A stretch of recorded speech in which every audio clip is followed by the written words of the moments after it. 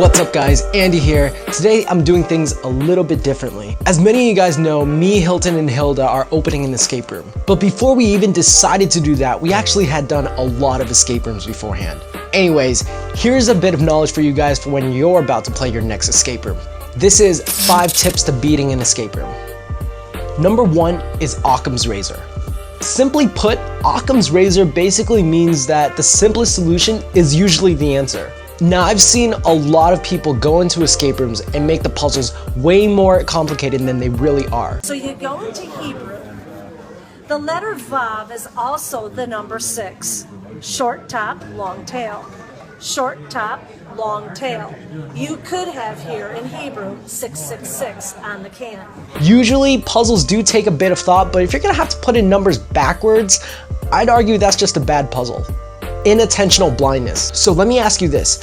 How many times have you done an escape room and you've had puzzles, clues, and even answers right in front of your face and you just ignore them? It's okay, it actually happens to a lot of people. That's because when your brain is overstimulated by too many objects in the room, it can only focus on one thing at a time, which is usually the reason why you're missing that key that's right in front of you. The best thing to do in this scenario is to take a deep breath, take a step back, and look at the big picture. Think like a 3rd grader. Remember when we were in elementary school or even middle school and we had all the imagination in the world?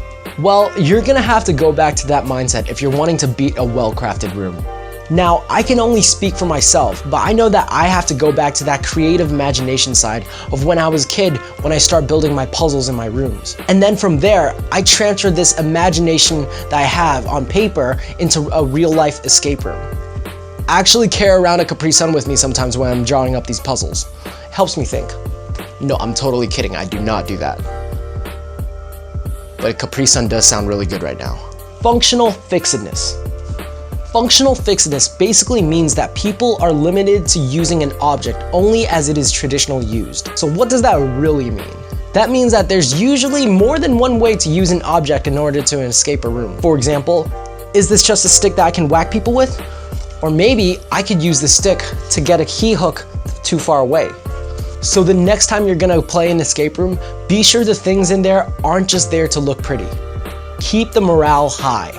Now this one is probably the most important one on the list, and that is to keep the morale high in the game. All too often, I've seen people start to lose stamina when they're stuck on a puzzle. And when you're stuck in a room for an hour and the tension is high, it becomes really easy to lose your patience.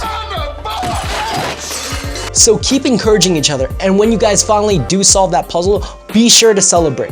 Yes! Yes! Yes! Yes! Yes! I promise that will make the game go a lot smoother. And if you are stuck on a puzzle, don't be afraid to ask for help from your game master.